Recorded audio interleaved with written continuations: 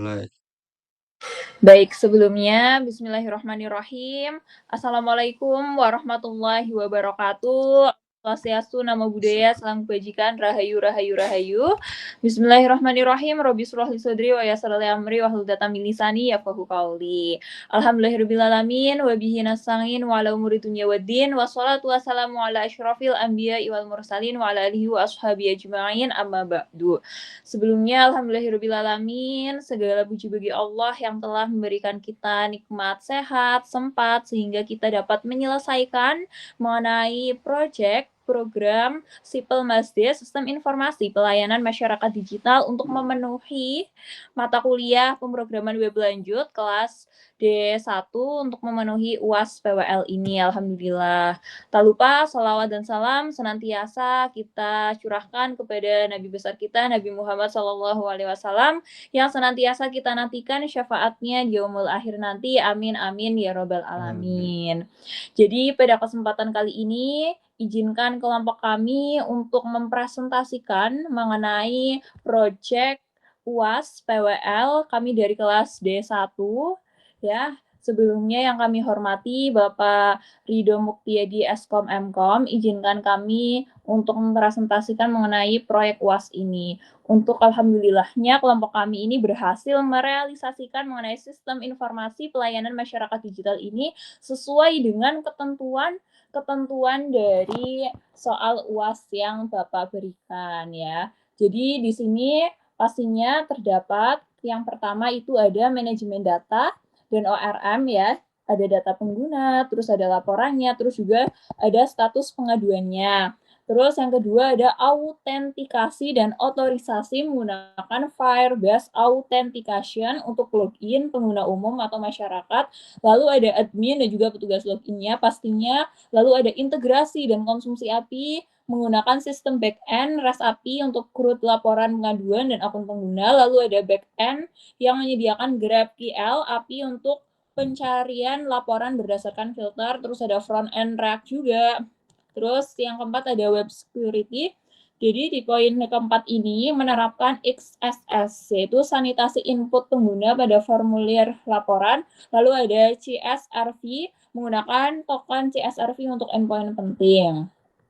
Lalu yang kelima ini, poin yang kelima ada optimasi kinerja web. Jadi menggunakan teknik lazy loading untuk halaman atau komponen besar seperti laporan detail, terus ada caching data yang sering diakses seperti status laporan, terus user profile, dan yang terakhir poin keenam ini pastinya terdapat front end React di deploy ke Netlify gitu. Jadi insya Allah tugas proyek yang kelompok kami buat itu sudah memenuhi poin-poin ketentuan dari proyek UAS PWL kelas D1 ini.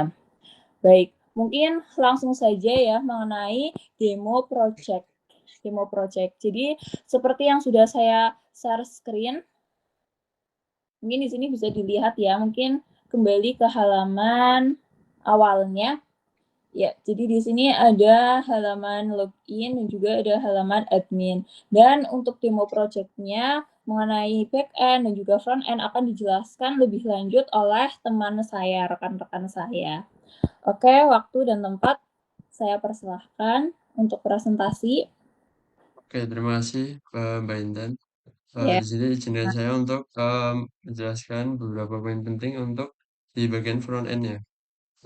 Langsung saja mungkin di sini ada kami buat itu front end dan back end. Nah, di front end-nya ini terutama di halaman yang paling depan ini ada login dan sign in. Nah, coba kita tampilkan di sign in-nya dulu. Jika kita belum ada akun, kita bisa daftar di sini di menu sign in. Di sini ada nama lengkap, ya sekalian diisi juga. Kemudian ada NIK sebagai contoh saja, nomor HP, email, dan kata sandi.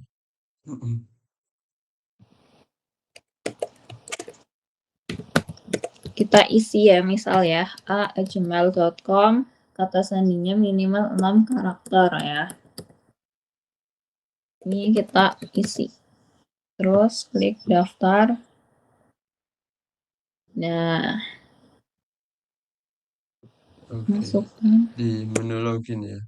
Ya, di menu login kita masukkan ulang email yang tadi sudah didaftarkan dan kata sandinya juga. Kemudian klik masuk. Nah, di sini sudah tampilan dashboard itu ada selamat datang. Kemudian bisa langsung dikelola pengaduan. Klik pengelola pengaduan. Ya, untuk di halaman pengaduan ini, itu di halaman user ya, terutama pengaduan masyarakat itu kita bisa buat pengaduan baru. Ya, sekalian diklik juga. Jadi, apa isinya di form pengaduan ini, itu isinya itu ada judul pengaduan dan deskripsi.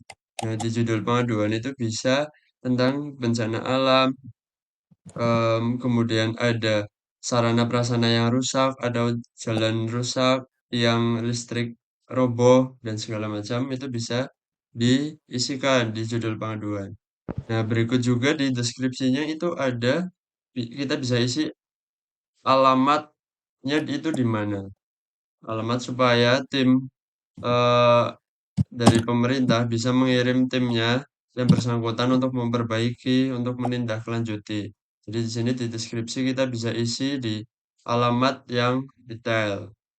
Kemudian ada nomor HP yang bisa dihubungi dan segala macam. Ya, kemudian jika sudah judul dan deskripsi sudah diketik, bisa kita klik kirim pengaduan. Nah, oke di sini tertera berhasil. Nah, untuk tadi yang sudah kita isikan itu dikirim kemana sih? Yang pastinya itu dikirimkan ke admin ya. Admin itu yang pegang pasti dari pemerintahan daerah. Itu dari kelurahan atau dari kecamatan. Nah, di sini kita juga mencontohkan juga untuk halaman admin ya. Coba kita ke halaman admin. Ya, saya akan share screen lagi ya. Nah, mengenai halaman admin. Ya, ini dashboard admin. Oke, di halaman admin ini ya. Oke, tadi pengaduan tadi itu sudah masuk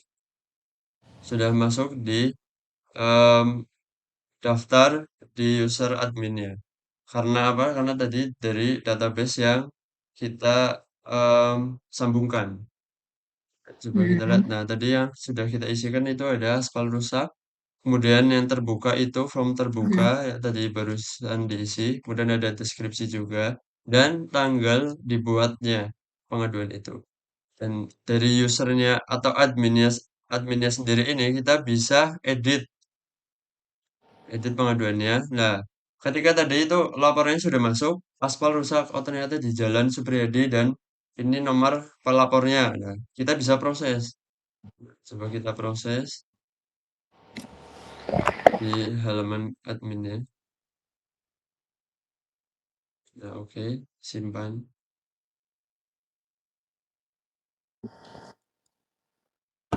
Nah, dari sini kita sudah lihat juga, berarti pemerintah sudah melihat apa yang menjadi aduan masyarakat sudah dinotis sama pemerintah. Nah, coba kita melihat kembali di halaman usernya, apakah sudah em, tertera diproses juga. Share screen kembali ya. Ya, Sebentar. oke.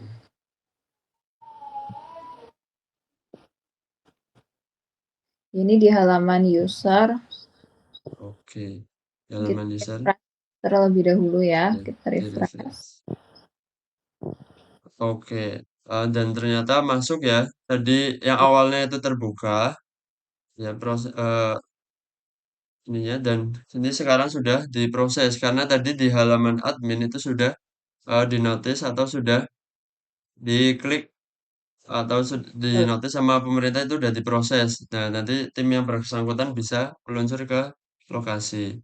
Nah, di situ coba ke halaman admin lagi Mbak, untuk menghapus aduannya jika sudah selesai. Oke, saya akan presentasikan lagi ya.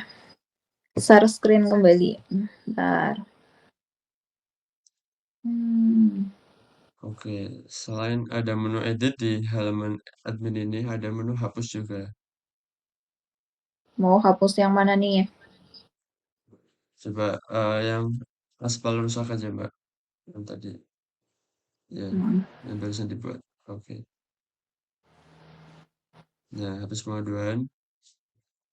Nah, tujuan untuk penghapus pengaduan ini adalah untuk ketika pengaduan tadi itu sudah selesai dikerjakan. Nanti kan terbuka, kemudian diproses, kemudian bisa selesai. Nah, ketika selesai ini bisa dihapus.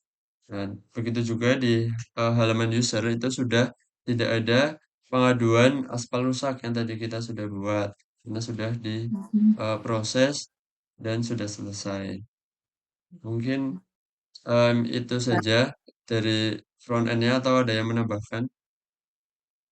Iya, mungkin izin masuk ya. Jadi setelah kita demo project mengenai UAS PWL ini mengenai Sipil Masde, alhamdulillah sudah jalan ya sistemnya, sistem informasi pelayanan layanan masyarakat digital ini sudah berjalan dengan lancar sesuai dengan prosedur. Alhamdulillah grupnya juga sudah berhasil, tidak ada error, terus sudah sesuai dengan ketentuannya. Mungkin selanjutnya dari rekan saya, Mas Adi akan menjelaskan mengenai back end-nya mungkin ya. Ya, Ya. Baik, saya akan share screen mengenai studio code-nya ya. Sebentar, saya buka studio code terlebih dahulu.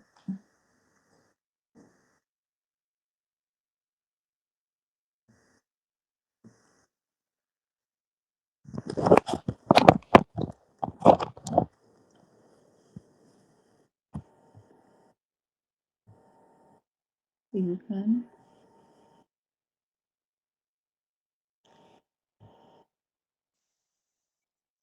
Kelihatan nggak? Pak. Oke, izin masuk. Saya Adiwira akan menjelaskan di bagian sisi bagiannya. Mm-mm. Pertama-tama kita mulai dari poin pada soal yaitu nomor satu, data manajemen data dan ORM. Data pengguna laporan dan status pengaduan disimpan dalam MongoDB. Sebelum itu kita masuk ke Server.js terlebih dahulu. Ya. Server.js di sini dalam website kami merupakan entry point dari backend website kami. Kemudian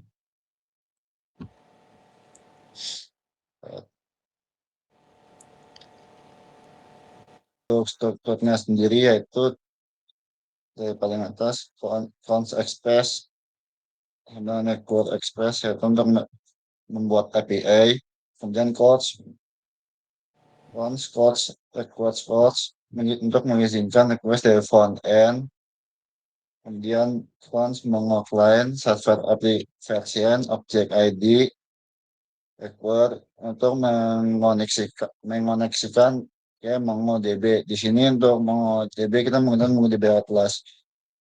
Mm-mm. Objek ID di situ untuk mengelola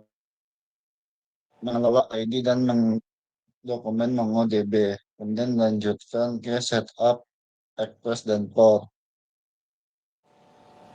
Untuk membuat instance, Express, dan menentukan port server. Kemudian const URL untuk mengekspresikan ke MongoDB Atlas. Kemudian fungsi ping pada MongoDB untuk menguji apakah server bisa terhubung ke MongoDB. Di sini digunakan untuk tes koneksi. Kemudian fungsi akses ke database.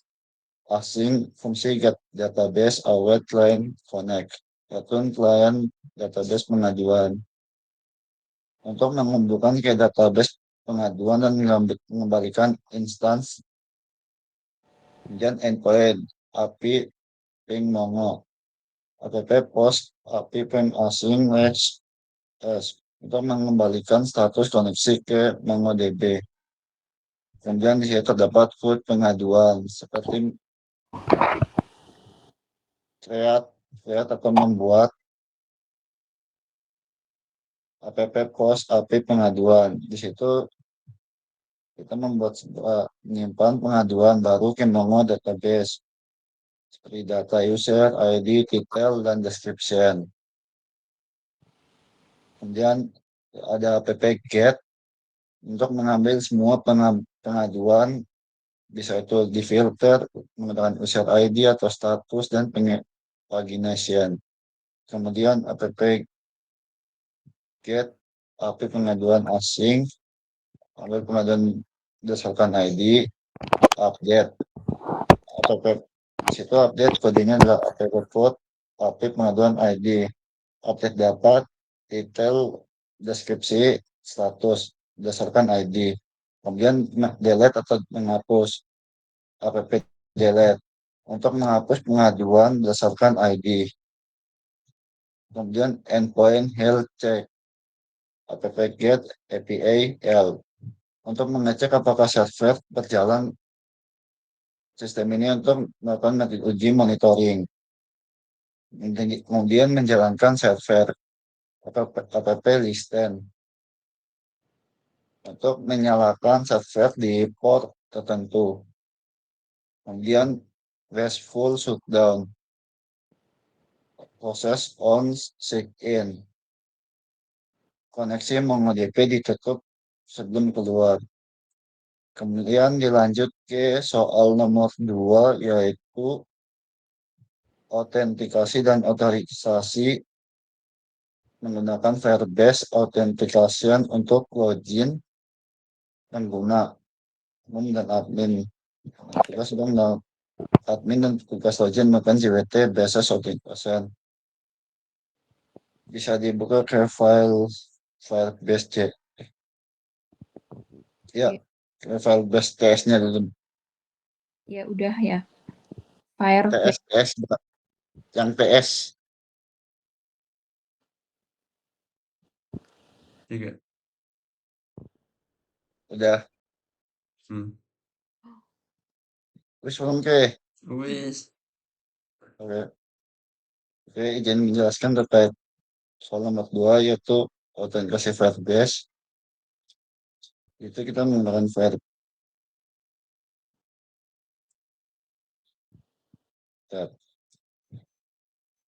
Dan service. Mulai. Kemudian untuk autentikasi login dengan Firebase, untuk pengguna di situ kita ada konfigurasi menggunakan Firebase, bisa dilihat sendiri koordinat situ. Kemudian untuk pengguna coba dibuka di autentikasi kontekstan. Bentar. Ya. Nah.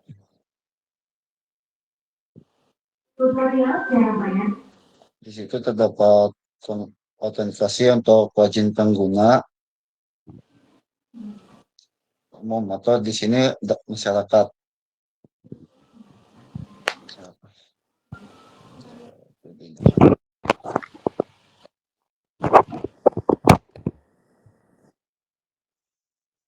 Mulai. Oke, untuk login pengguna untuk melanjutkan soal nomor 2, yaitu autentikasi dan otorisasi. Firebase gunakan Firebase Authentication untuk login pengguna umum masyarakat. Nah, di situ kan bisa dilihat untuk autentikasi untuk pengguna sini adalah masyarakat.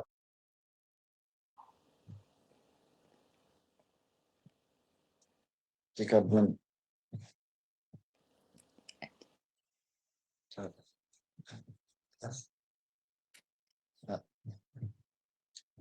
digunakan untuk komunikasi antar front-end dan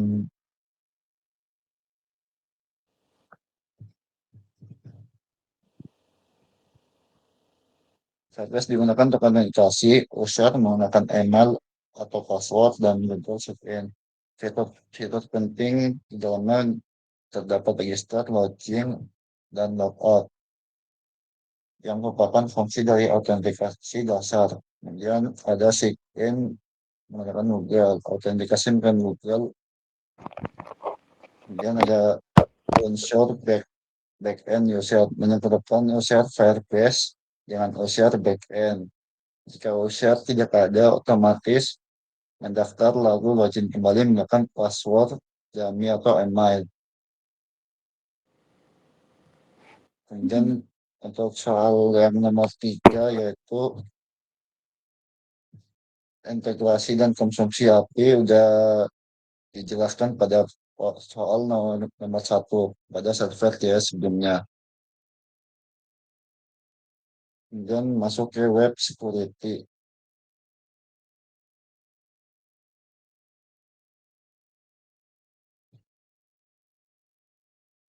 Web security bisa filenya di slin config.js.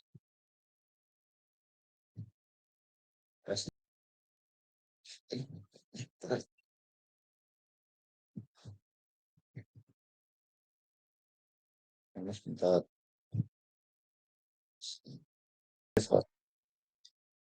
Admin root di situ digunakan untuk mengatasi akses berdasarkan role autentikasi. Untuk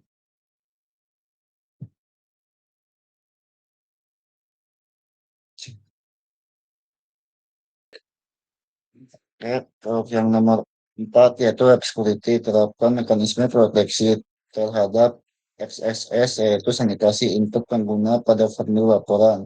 Kedua, CSRF yaitu gunakan token CSRF untuk endpoint penting.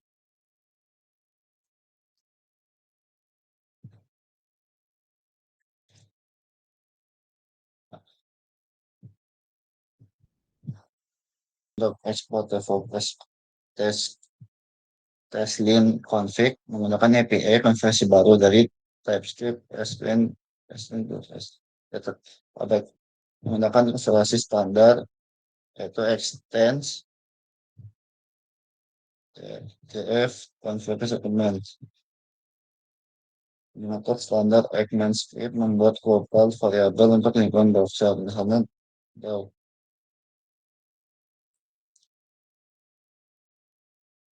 Kemudian lanjut ke nomor 5 yaitu optimasi kinerja web menggunakan teknik lazy loading untuk halaman atau komponen besar seperti laporan detail, terapkan cek, dan terapkan caching data yang sering diakses yaitu status laporan dan user profil. Buka di lazy. Kemudian lanjut ke soal nomor 5 itu optimasi kinerja website menggunakan teknik lazy loader untuk halaman atau komponen besar seperti laporan detail. Dan juga terapkan caching data yang sering diakses langsung atau status laporan user profile. Ya, di situ kita menggunakan user lazy loader. Saya cari kodenya dulu.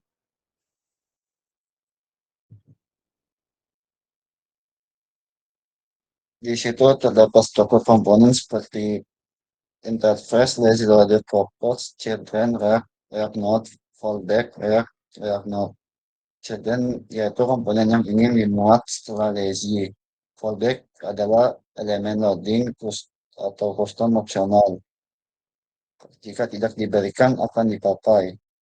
Kemudian terdapat sebuah kelas yaitu animasi loading default berupa lingkaran berputar dengan teks memuat halaman.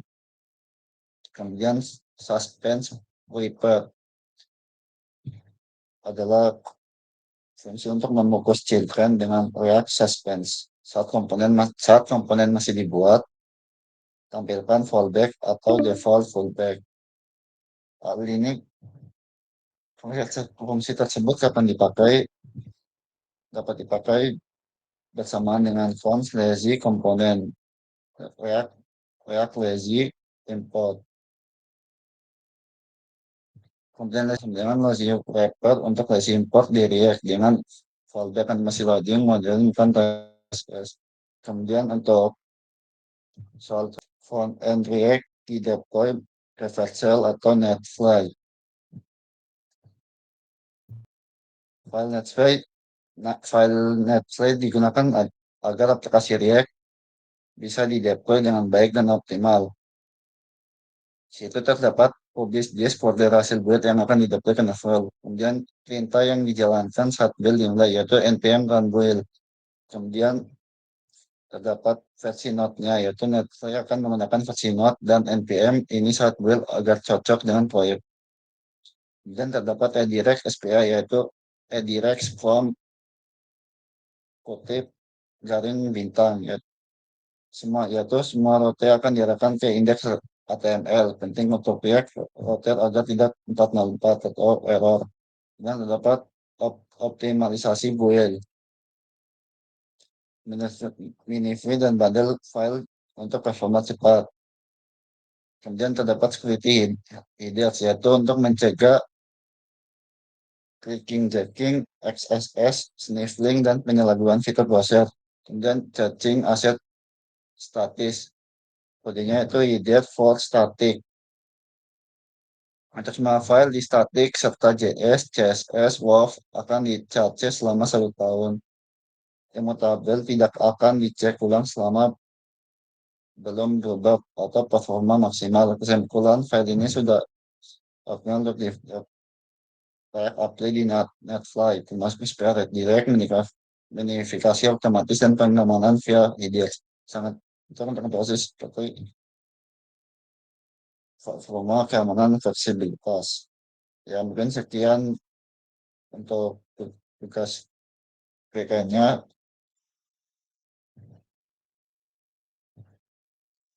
Ya, langsung penutupan, Mbak Intan. Saya kembalikan lagi ke rekan saya, Intan. Baik, sebelumnya terima kasih kepada teman-teman saya, anggota saya, rekan-rekan saya yang sudah mempresentasikan front end, back end mengenai sistem informasi pelayanan masyarakat digital ya. Jadi di sini akan saya share ya. Ini untuk dilihat ya.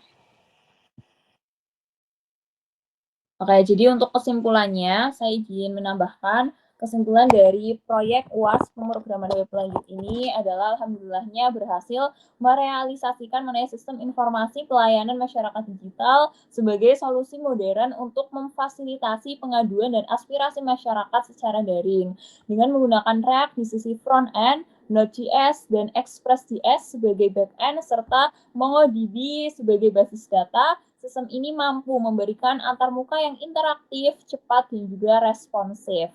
Alhamdulillahnya, fitur utama seperti autentikasi pengguna melalui Firebase, otorisasi berbasis JWT, pengelolaan pengaduan, pencatatan tanggapan admin, serta integrasi REST dan GraphQL API menunjukkan bahwa sistem ini telah memenuhi aspek fungsional dan keamanan yang dibutuhkan dalam sebuah aplikasi layanan publik digital. Penggunaan teknik lazy loading, caching, dan proteksi terhadap XSS atau CSRV juga memperkuat performa dan keamanan aplikasi. Jadi melalui proyek ini kami memperoleh pemahaman mendalam terkait pengembangan aplikasi web modern berbasis komponen, pengelolaan state, konsumsi API, serta praktik deployment ke platform seperti Vercel atau Netlify. Jadi dengan demikian, proyek ini tidak hanya menjadi sarana implementasi semata mengenai pengalaman langsung dalam membangun solusi digital yang berdampak dan juga relevan bagi masyarakat. Jadi kurang lebihnya itu presentasi dari kelompok kami. Saya Intan Cahya Fadila dengan NIM 230304049 dan rekan-rekan saya. Saya Firman Hani Febrian, NIM 23030400123. Saya Diwira Suryo Termina Putra dengan NIM 230304080.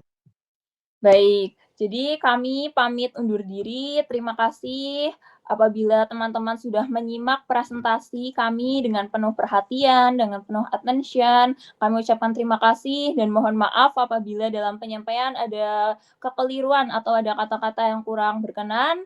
Akhirul kalam, wabillahi taufiq wal hidayah. Semoga presentasi ini berguna dan bermanfaat bagi kita semuanya. Wabillahi taufiq wal hidayah. Wassalamualaikum warahmatullahi wabarakatuh. Terima kasih.